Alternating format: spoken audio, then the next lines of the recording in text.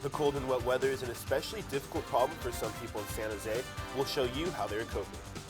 You can get a jolt of Java and help those who are less fortunate. A new concept in the Sidewalk Cafe comes to San Jose. Students who are sick of studying can take heart. Finals are drag for professors too.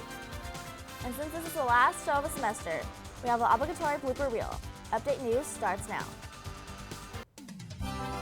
From the School of Journalism and Mass Communications at San Jose State University, your source for what's happening with a fresh perspective on today's issues. You're watching Update News. Welcome to Update News. I'm Vanessa Gongora. And I'm Bobby Dupree. Thanks for joining us. San Jose residents are bundling up and covering up in cold and rainy weather. The elements are even more difficult to face for the homeless population. Michaela Shelton is live on campus with details. Michaela? Bobby, it's cold on campus right now, but we'll be back inside in a few minutes. No big deal. But on the other hand, homeless people have nowhere to go. Cities in the Bay Area are bracing themselves for a cold weekend. Frost advisories and freeze warnings will start Friday night for all areas except San Francisco. Daytime temperatures in San Jose will be in the 50s and nighttime readings are to drop as low as 30 degrees. This weekend I'm just going to layer up. I'm definitely going to stay inside as best I can. When I can, I'll definitely wear a jacket, maybe some mittens and stuff like that, a scarf. Michael Montgomery and other students at San Jose State will directly be affected by the low temperatures, whether they live on campus, near campus, or commute via public transportation. I like the cold because I come from a cold area, and I just hope that the homeless people out here find a way to stay warm and cozy. Perhaps no one is more affected by the cold weather than homeless people. According to the 2015 point-in-time census and survey, around 4,000 people are homeless in San Jose on any given night, especially downtown. Many homeless people gather at St. James Park. Here they build tents, stack blankets, and ask passerbys for help. Mark Lattimore has been homeless for the past 4 years. He was fired from his job and lost all his possessions and has been struggling ever since. Just people provide me with sleeping bags and stuff, although they get things get stolen from me constantly because I'm by myself, so it's hard to keep my stuff. Although many people in St. James Park are homeless, there is still a sense of community and togetherness. If it wasn't for them, I'd pretty much be freezing to death. All I gotta say is this, that I just thank the Lord. I mean, I'm not worthy, but He's always worthy, all the time. And that's all I gotta say. Steve Rodriguez gives a tour of where he calls home and shows blankets and food that have been donated to him. It was everything.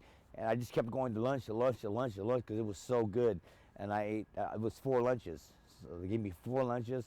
Many people commute to work and pass St. James Park daily. The homeless people can get a shelter and maybe get in a list or something to get cover for it. Fortunately, some help for the homeless is on the way. The Santa Clara City Council voted Tuesday to buy the Santa Clara Inn and convert the motel for the homeless. On campus, Michaela Shelton, Update News. So Michaela, how much will homeless people be charged for this new housing, or is it completely free? So this housing is estimated to be $50 a night, but they're letting homeless pay whatever they have and whatever they can afford, which is good for them. So for more on the weather, let's turn to Patrick Ferraro, Professor of Environmental Studies. He's in the newsroom. Thanks for joining us. Hi, good morning, Vanessa. Good morning, Bobby. Hi, so do you know any details about the upcoming El Nino? Well, the El Nino is named after the child, the little child, so it usually kicks in around the winter solstice, which we also celebrate as Christmas, and it just gets pretty wet usually, if it's going to get wet in January, February, March, maybe even in April or June. This is a very strong El Nino, the strongest one that's been observed since the 1997 was the last one that was this strong. We had another one in 1982, 83 that was also this kind of strength. So we're kind of gearing up for a lot of water coming at us after the first of the year. Now, Professor, you say this is a strong El Nino. Do you think this will make up for the drought that we're having here in California? Well, if all this rain comes as predicted, we'll hopefully fill up all those empty reservoirs. We won't be able to recharge all the groundwater basins that we've overdrafted in the last 4 years and decades before that in some areas. So it has some good effects in terms of filling up our reservoirs. Then in turn will hopefully have some water to slowly release and fill our groundwater basins that have been depleted. So I think all the water managers in California are looking forward to that scenario as opposed to continue. We have to worry about floods. There's been some really, really nasty floods already. You know, as the weather, as the air temperature warms with climate change, it can hold more moisture. And so that extra moisture, I think, is released when these storms come into California. In your professional opinion, is El Nino a positive or negative force? Well, it's going to be both. Obviously, it's going to depend where you are. If you're in the middle of a flood zone, it could be really negative to you. As far as the coastal groundwater basins I mentioned before, with the shift in the airstreams, you know, it stops the trade winds from blowing toward the west, and instead the water and the air are pushing toward the west coast of both Americas, and that effectively raises sea level about a foot. You know, sea level has been rising maybe a foot in the last 100 years, but one El Nino event can pop the sea level effectively up about a foot. So all the coastal areas are going to have that extra height in sea level, and that can also affect those groundwater basins that a lot of the coastal communities in California depend on for their water supply, like Santa Cruz, Watsonville, Salinas. All those areas they've already got sea level or saltwater intrusion, and this event is probably going to exacerbate that. Perfect. Thank you so much for that information. That was Patrick Ferraro, Professor of Environmental Studies. Thanks, Professor.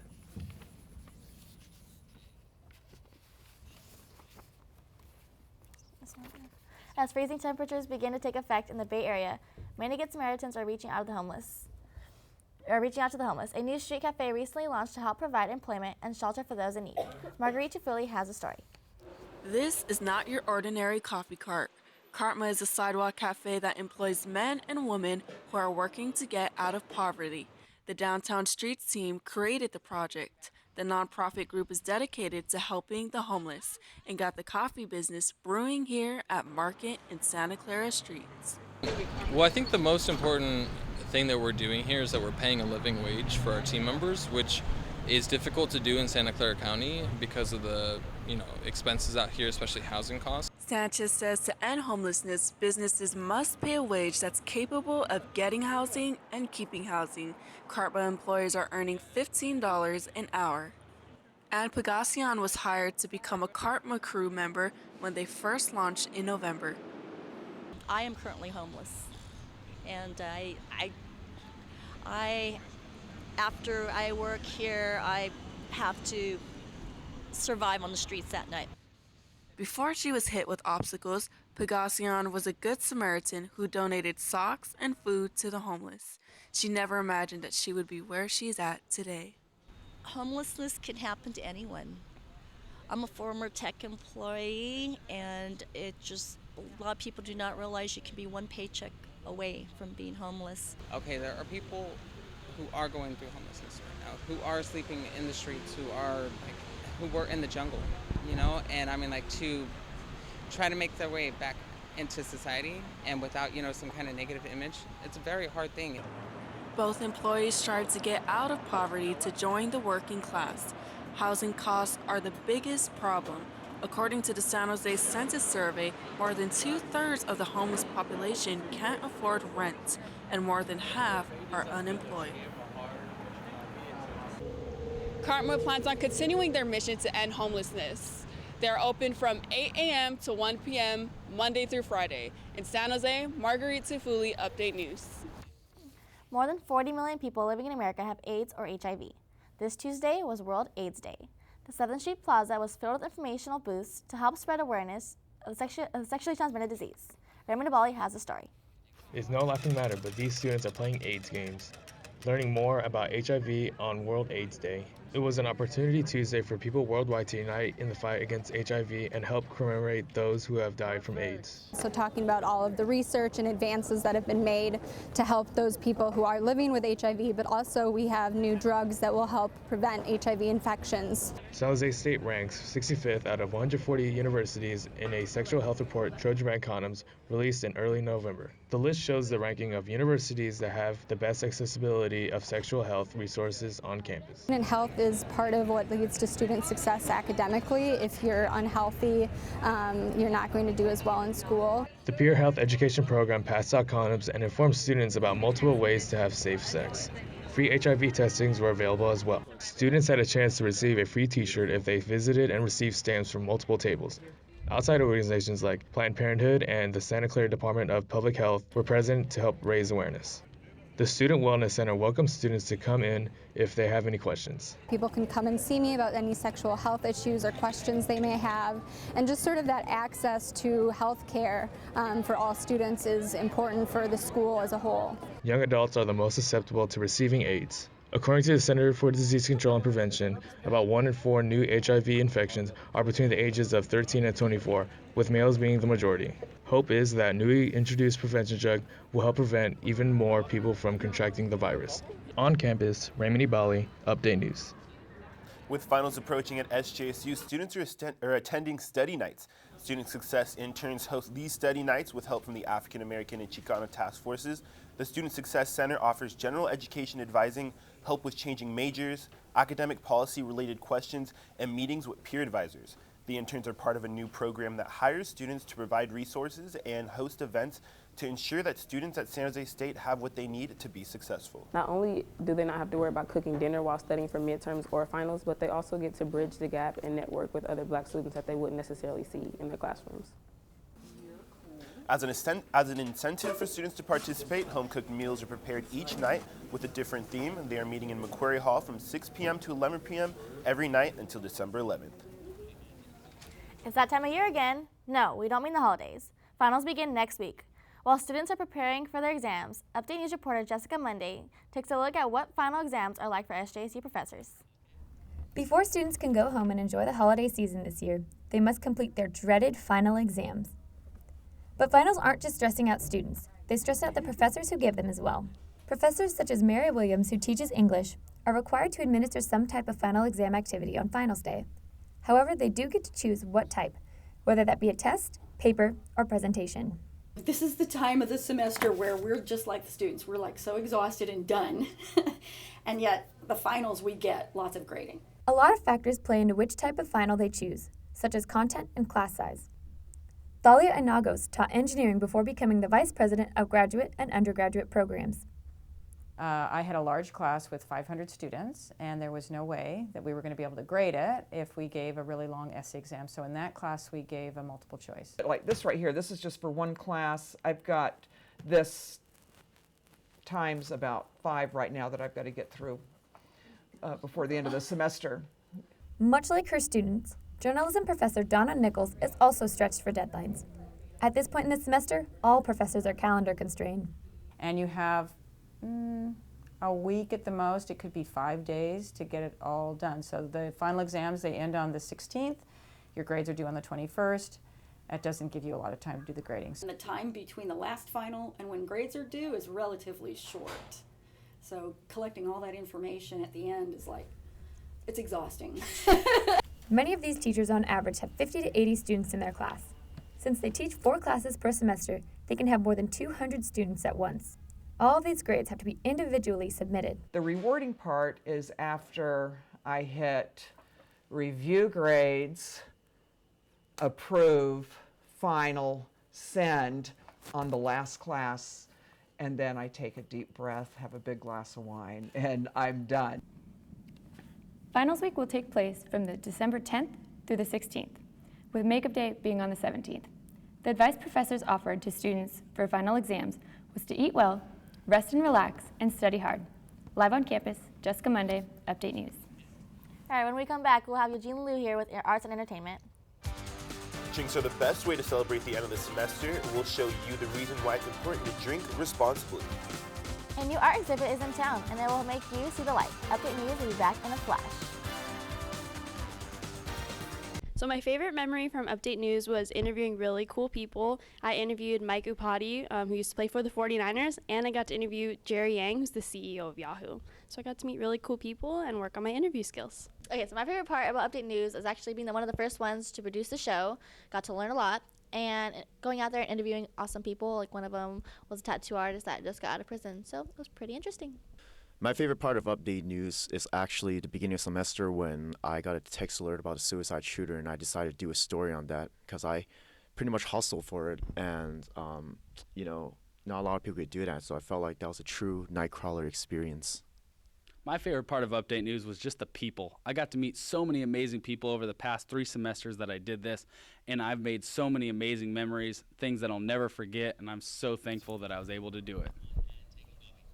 Alcohol abuse is a problem that plagues college campuses. Here at SJSU, more than 2/3 of students admit to drinking. Adrienne Manzo reports. With finals approaching, students are feeling the pressure that comes with the end of the semester. One common way for students to blow off some steam is by a night out drinking. Away from studying, you want to cut loose and enjoy. And there's a lot of danger there, and they have to think. According to the 2012 National College Health Assessment, about 70% of SJSU students drink.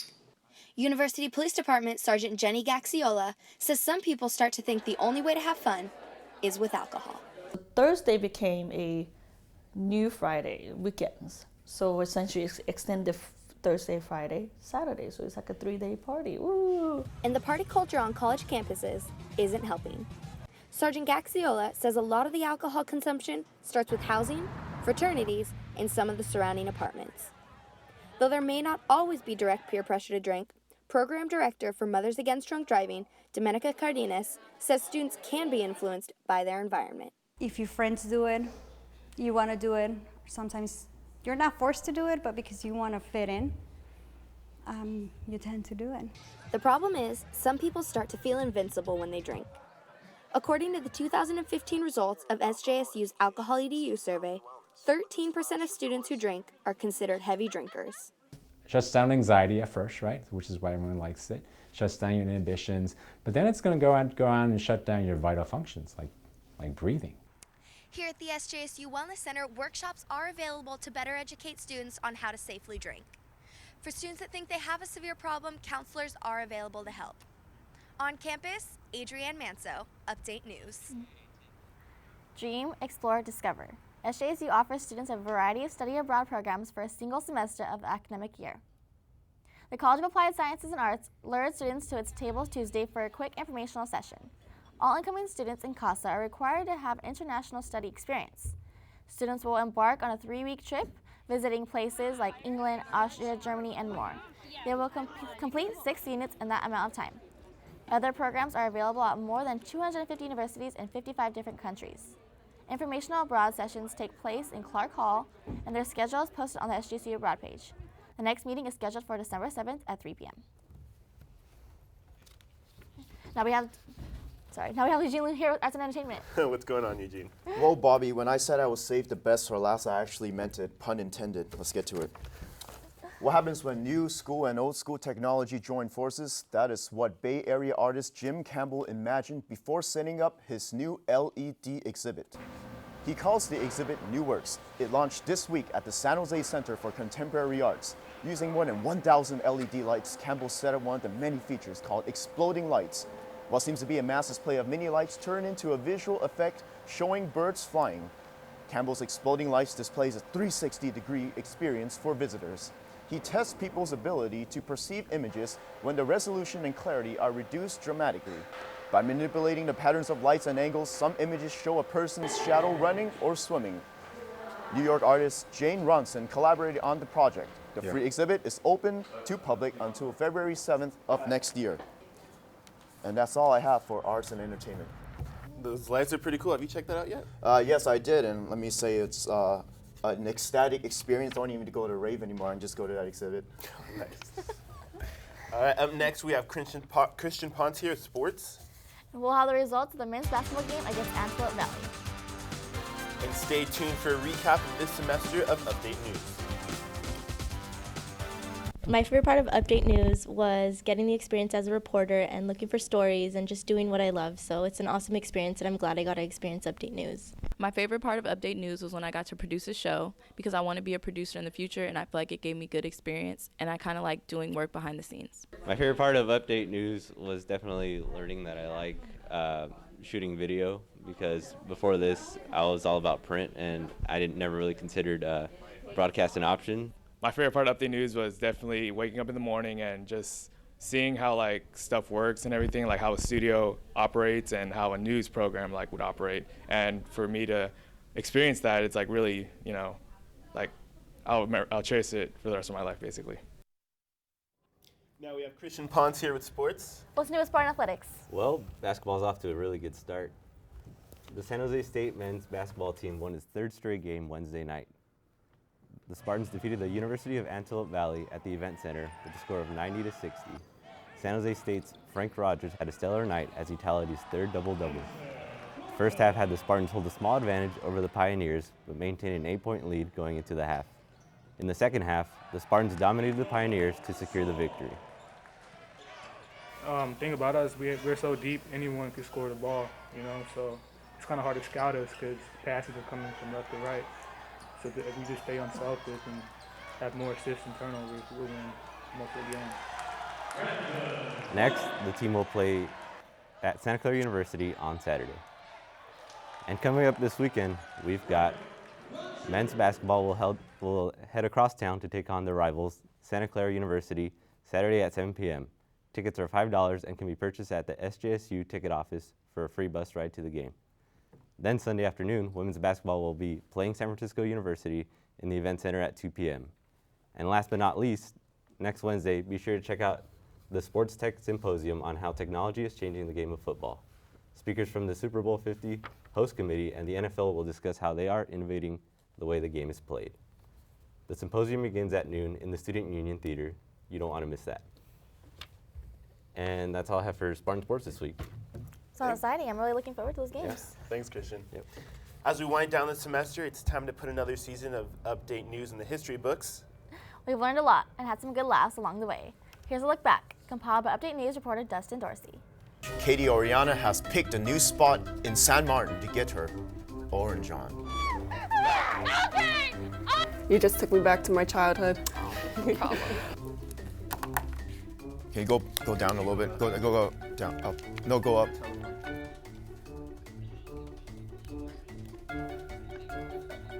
Despite the rain, the parade for the, oh my God, I'm so sorry. I'm sorry, they're like totally distracting me.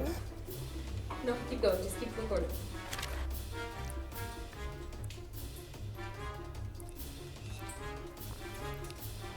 Oh, speak?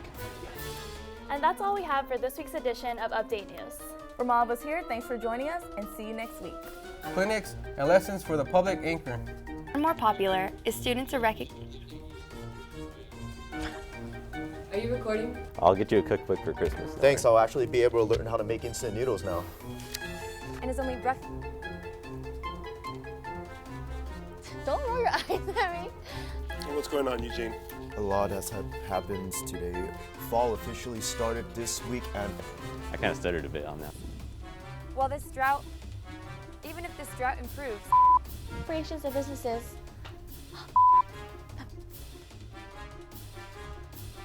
And from us, I'm Rebecca LaPena. Vanessa Gongora. On campus, Jessica Monday. Ramney Bali. Michaela Shelton. Marguerite Sufuli. live in the newsroom, Adrienne Manso. Katie Oriana. Live on campus, Andrea Sandoval. Adrian Monroy. Bobby Dupree. Christian Ponce. Eugene Liu. Dustin Dorsey. Update News. Thank you for tuning into Update News. We'll see you next year.